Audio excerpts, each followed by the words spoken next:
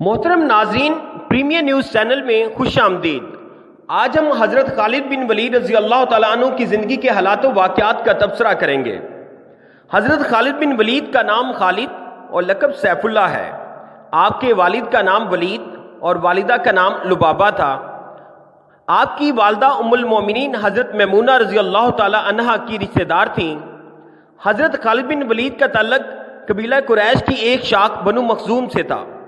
آپ کا خاندان زمانہ جاہلیت میں بھی معزز تھا۔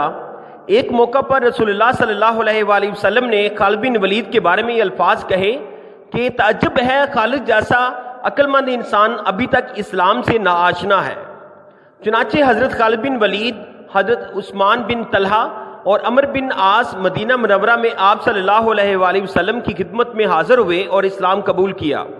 اس موقع پر آپ صلی اللہ علیہ وآلہ وسلم نے صحابہ کرام سے فرمایا، مکہ نے اپنی جگر گوشوں کو ہمارے حوالے کر دیا ہے۔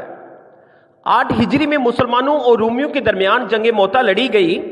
حضرت خالد بن ولید کے اسلام قبول کرنے کے بعد ان کی یہ پہلی لڑائی تھی۔ رسول اللہ صلی اللہ علیہ وآلہ وسلم نے اپنے 3000 صحابہ کا لشکر تیار کیا۔ ان کی قیادت حضرت زید بن حارث کو سونپی۔ کیسر روم نے مسلمانوں کے مقابلے کے لیے 1 لاکھ کا لشکر تیار کیا۔ دونوں فوجوں میں سخت مقابلہ ہوا۔ جب حضرت زید بن حارث شہید ہو گئے تو حضرت خالد بن ولید نے بڑی بہادری سے دشمن کا مقابلہ کیا۔ اس دوران آپ کے ہاتھ سے دشمن کی 8 تلواریں ٹوٹی۔ حضرت خالد بن ولید نے کمال مہارت کا مظاہرہ کیا اور مسلمانوں کو دشمن کے نرغے سے نکال کر مدینہ منورہ لے آئے۔ اس جنگ میں بہادری کی بنا پر آپ صلی اللہ علیہ وآلہ وسلم نے حضرت خالد بن ولید کو سیف اللہ کا خطاب دیا۔ جنگ یرموک 13 ہجری میں بھی حضرت خالد بن ولید کی بہادری اور جنگی حکمت عملی کی وجہ سے مسلمانوں کو عظیم کامیابی ملی۔